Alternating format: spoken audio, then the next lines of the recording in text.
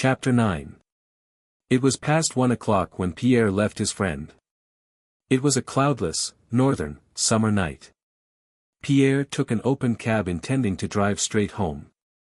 But the nearer he drew to the house the more he felt the impossibility of going to sleep on such a night. It was light enough to see a long way in the deserted street and it seemed more like morning or evening than night. On the way Pierre remembered that Anatole Kurágin was expecting the usual set for cards that evening, after which there was generally a drinking bout, finishing with visits of a kind Pierre was very fond of. I should like to go to Kurágin's, thought he. But he immediately recalled his promise to Prince Andrew not to go there. Then, as happens to people of weak character, he desired so passionately once more to enjoy that dissipation he was so accustomed to that he decided to go. The thought immediately occurred to him that his promise to Prince Andrew was of no account, because before he gave it he had already promised Prince Anatole to come to his gathering. Besides, thought he, all such words of honor are conventional things with no definite meaning, especially if one considers that by tomorrow one may be dead, or something so extraordinary may happen to one that honor and dishonor will be all the same. Pierre often indulged in reflections of this sort, nullifying all his decisions and intentions. He went to Kurágin's. Reaching the large house near the Horse Guards barracks, in which Anatole lived, Pierre entered the lighted porch, ascended the stairs, and went in at the open door. There was no one in the anteroom. Empty bottles, cloaks, and overshoes were lying about. There was a smell of alcohol, and sounds of voices and shouting in the distance. Cards and supper were over, but the visitors had not yet dispersed. Pierre threw off his cloak and entered the first room, in which were the remains of supper. A footman, thinking no one saw him, was drinking on the sly what was left in the glasses. From the third room came sounds of laughter, the shouting of familiar voices, the growling of a bear, and general commotion. Some 8 or 9 young men were crowding anxiously round an open window. 3 others were romping with a young bear, one pulling him by the chain and trying to set him at the others. I bet 100 on Stevens, shouted one. Mind, no holding on, cried another. I bet on Dólokhov, cried a third. Kurágin, you part our hands. There, leave Bruin alone, here's a bet on. At 1 draught, or he loses, shouted a fourth. Jacob, bring a bottle, shouted the host, a tall, handsome fellow who stood in the midst of the group, without a coat, and with his fine linen shirt unfastened in front. Wait a bit, you fellows. Here is Pétia. Good man, cried he, addressing Pierre. Another voice, from a man of medium height with clear blue eyes, particularly striking among all these drunken voices by its sober ring, cried from the window, Come here, part the bets. This was Dólokhov, an officer of the Semenov regiment, a notorious gambler and duelist, who was living with Anatole. Pierre smiled, looking about him merrily. I don't understand. What's it all about? Wait a bit, he is not drunk yet. A bottle here, said Anatole, and taking a glass from the table he went up to Pierre. First of all you must drink. Pierre drank 1 glass after another, looking from under his brows at the tipsy guests who were again crowding round the window, and listening to their chatter. Anatole kept on refilling Pierre's glass while explaining that Dólokhov was betting with Stevens, an English naval officer, that he would drink a bottle of rum sitting on the outer ledge of the 3rd-floor window with his legs hanging out. Go on, you must drink it all, said Anatole, giving Pierre the last glass, or I won't let you go. No, I won't, said Pierre, pushing Anatole aside, and he went up to the window. Dólokhov was holding the Englishman's hand and clearly and distinctly repeating the terms of the bet, addressing himself particularly to Anatole and Pierre. Dólokhov was of medium height, with curly hair and light blue eyes. He was about 25. Like all infantry officers he wore no mustache, so that his mouth, the most striking feature of his face, was clearly seen. The lines of that mouth were remarkably finely curved. The middle of the upper lip formed a sharp wedge and closed firmly on the firm lower one, and something like 2 distinct smiles played continually round the 2 corners of the mouth. This, together with the resolute, insolent intelligence of his eyes, produced an effect which made it impossible not to notice his face. Dólokhov was a man of small means and no connections. Yet, though Anatole spent tens of thousands of rubles, Dólokhov lived with him and had placed himself on such a footing that all who knew them, including Anatole himself, respected him more than they did Anatole. Dólokhov could play all games and nearly always won. However much he drank, he never lost his clear-headedness. Both Kurágin and Dólokhov were at that time notorious among the rakes and scapegraces of Petersburg. The bottle of rum was brought. The window frame which prevented anyone from sitting on the outer sill was being forced out by 2 footmen, who were evidently flurried and intimidated by the directions and shouts of the gentlemen around. Anatole with his swaggering air strode up to the window. He wanted to smash something. Pushing away the footman, he tugged at the frame, but could not move it. He smashed a pane. "You have a try, Hercules," said he, turning to Pierre. Pierre seized the crossbeam, tugged, and wrenched the oak frame out with a crash. "Take it right out, or they'll think I'm holding on," said Dólokhov. "Is the Englishman bragging?" "Eh? Is it all right?" said Anatole. "First rate," said Pierre, looking at Dólokhov, who with a bottle of rum in his hand was approaching the window, from which the light of the sky, the dawn merging with the afterglow of sunset, was visible. Dólokhov, the bottle of rum still in his hand, jumped onto the window sill. "Listen," cried he, standing there and addressing those in the room. All were silent. "I bet 50 imperials," he spoke French that the Englishman might understand him, but he did not speak it very well. "I bet 50 imperials, or do you wish to make it 100, added he, addressing the Englishman. "No, 50, replied the latter. "All right. 50 imperials, that I will drink a whole bottle of rum without taking it from my mouth." Sitting outside the window on this spot, he stooped and pointed to the sloping ledge outside the window, and without holding on to anything. "Is that right?" "Quite right," said the Englishman. Anatole turned to the Englishman and taking him by one of the buttons of his coat and looking down at him, the Englishman was short, began repeating the terms of the wager to him in English. "Wait," cried Dólokhov, hammering with the bottle on the window sill to attract attention. "Wait a bit, Kurágin. Listen. If anyone else does the same, I will pay him 100 imperials. Do you understand?" The Englishman nodded, but gave no indication whether he intended to accept this challenge or not.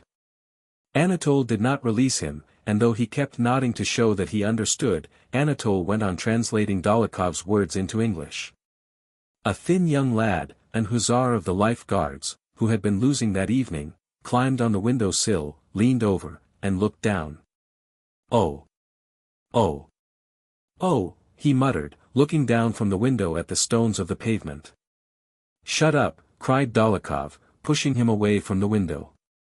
The lad jumped awkwardly back into the room, tripping over his spurs. Placing the bottle on the window sill where he could reach it easily, Dólokhov climbed carefully and slowly through the window and lowered his legs. Pressing against both sides of the window, he adjusted himself on his seat, lowered his hands, moved a little to the right and then to the left, and took up the bottle. Anatole brought 2 candles and placed them on the window sill, though it was already quite light. Dólokhov's back in his white shirt, and his curly head, were lit up from both sides. Everyone crowded to the window, the Englishman in front. Pierre stood smiling but silent.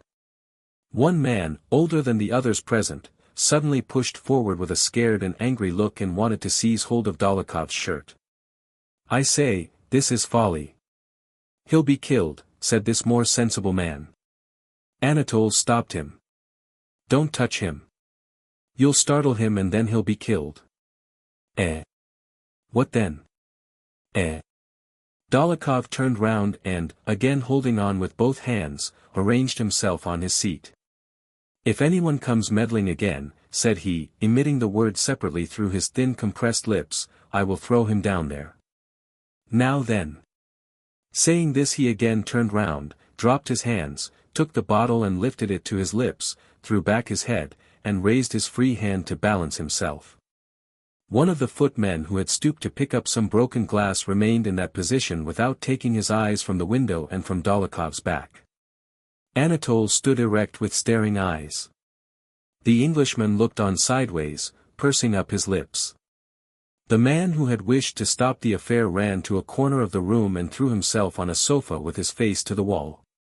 Pierre hid his face, from which a faint smile forgot to fade, though his features now expressed horror and fear. All were still. Pierre took his hands from his eyes. Dólokhov still sat in the same position, only his head was thrown further back till his curly hair touched his shirt collar, and the hand holding the bottle was lifted higher and trembled with the effort. The bottle was emptying perceptibly and rising still higher, and his head tilting yet further back.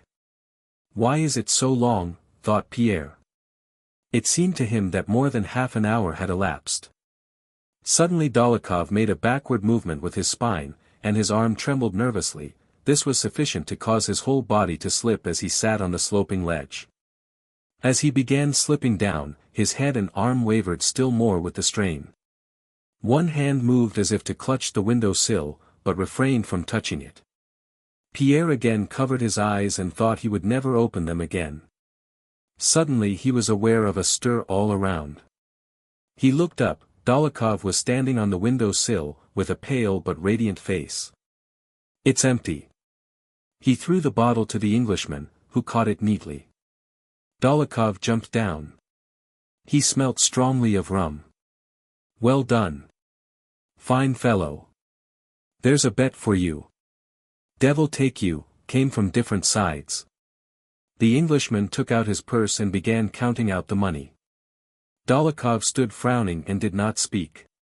Pierre jumped upon the window sill. "Gentlemen, who wishes to bet with me?" "I'll do the same thing," he suddenly cried.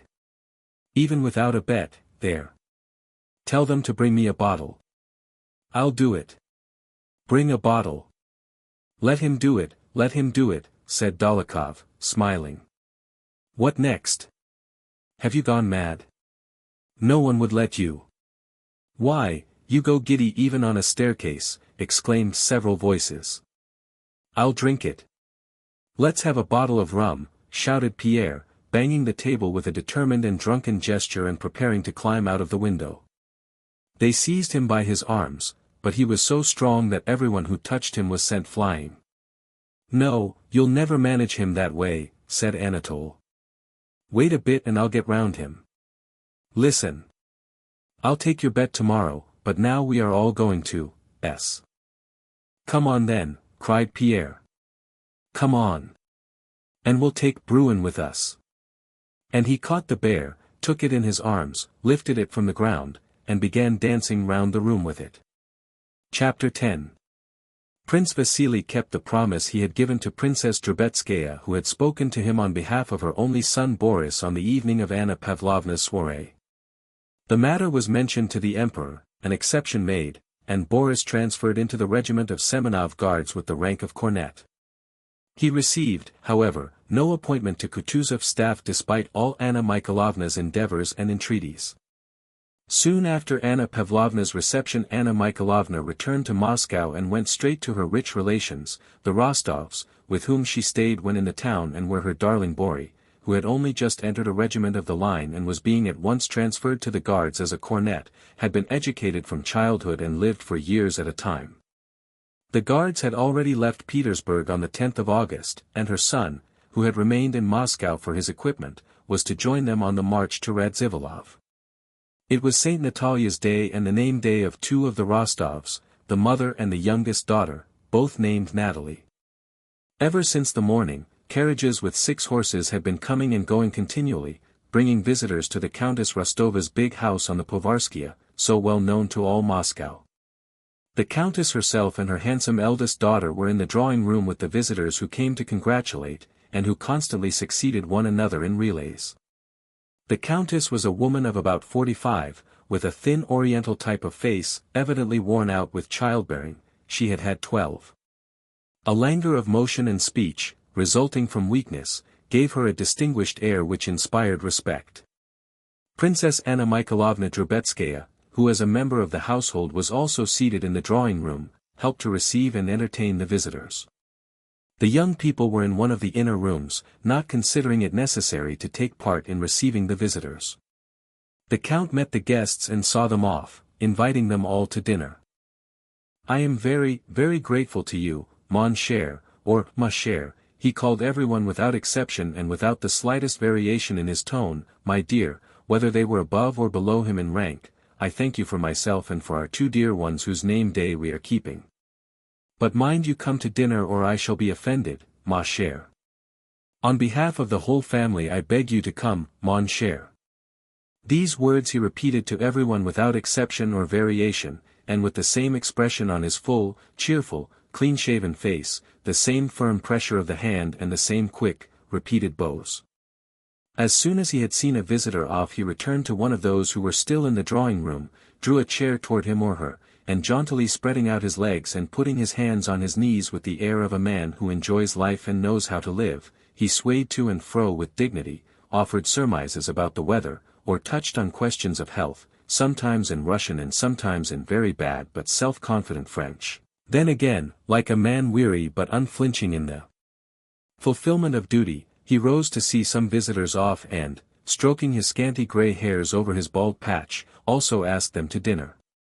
Sometimes on his way back from the anteroom he would pass through the conservatory and pantry into the large marble dining hall, where tables were being set out for 80 people, and looking at the footmen, who were bringing in silver and china, moving tables, and unfolding damask table linen, he would call Dmitri Vasilievich, a man of good family and the manager of all his affairs, and while looking with pleasure at the enormous table would say, "Well, Dmitri, you'll see that things are all as they should be. That's right. The great thing is the serving, that's it."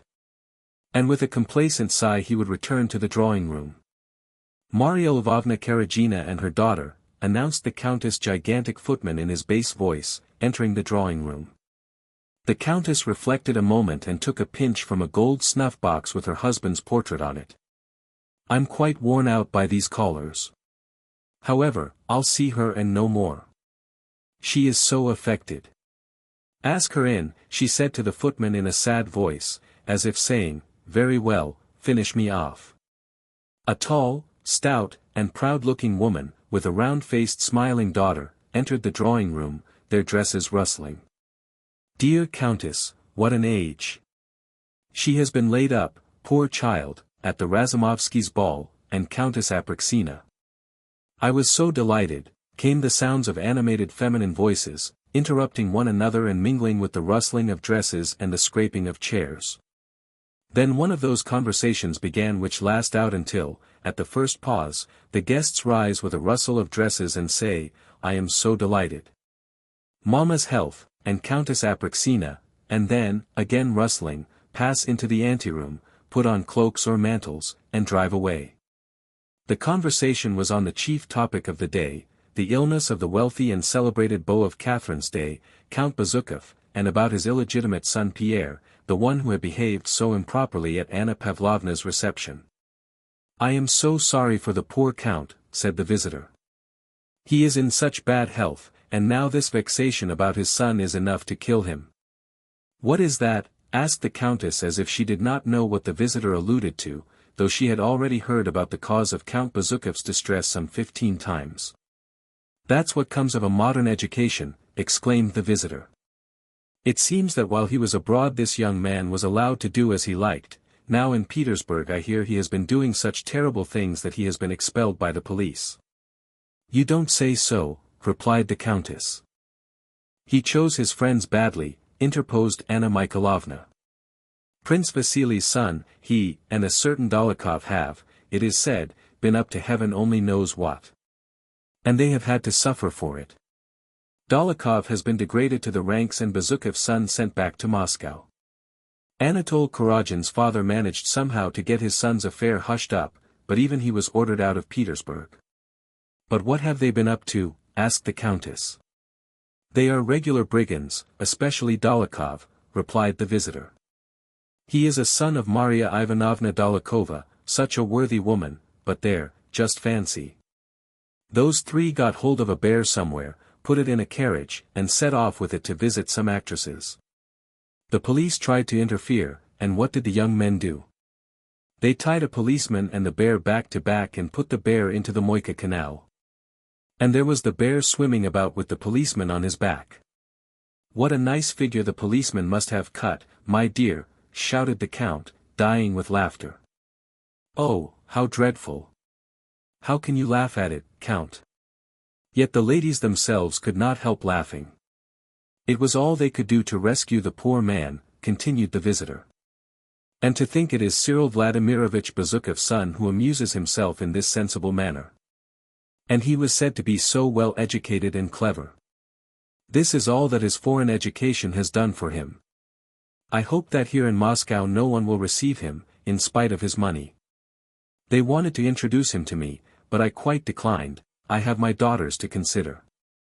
Why do you say this young man is so rich? Asked the Countess, turning away from the girls, who at once assumed an air of inattention. His children are all illegitimate. I think Pierre also is illegitimate. The visitor made a gesture with her hand. I should think he has a score of them. Princess Anna Mikhailovna intervened in the conversation, evidently wishing to show her connections and knowledge of what went on in society. The fact of the matter is, said she significantly, and also in a half-whisper, everyone knows Count Cyril's reputation. He has lost count of his children, but this Pierre was his favorite. How handsome the old man still was only a year ago, remarked the Countess. I have never seen a handsomer man. He is very much altered now, said Anna Mikhailovna. Well, as I was saying, Prince Vasily is the next heir through his wife, but the Count is very fond of Pierre, looked after his education, and wrote to the Emperor about him, so that in the case of his death, and he is so ill that he may die at any moment, and Dr. Lorraine has come from Petersburg, no one knows who will inherit his immense fortune, Pierre or Prince Vasily. 40,000 serfs and millions of rubles. I know it all very well, for Prince Vasily told me himself. Besides, Cyril Vladimirovich is my mother's second cousin. He's also my Boris' godfather, she added, as if she attached no importance at all to the fact. Prince Vasily arrived in Moscow yesterday. I hear he has come on some inspection business, remarked the visitor. Yes, but between ourselves, said the princess, that is a pretext. The fact is he has come to see Count Cyril Vladimirovich, hearing how ill he is. But do you know, my dear, that was a capital joke, said the Count, and seeing that the elder visitor was not listening, he turned to the young ladies. I can just imagine what a funny figure that policeman cut. And as he waved his arms to impersonate the policeman, his portly form again shook with a deep ringing laugh, the laugh of one who always eats well and, in particular, drinks well.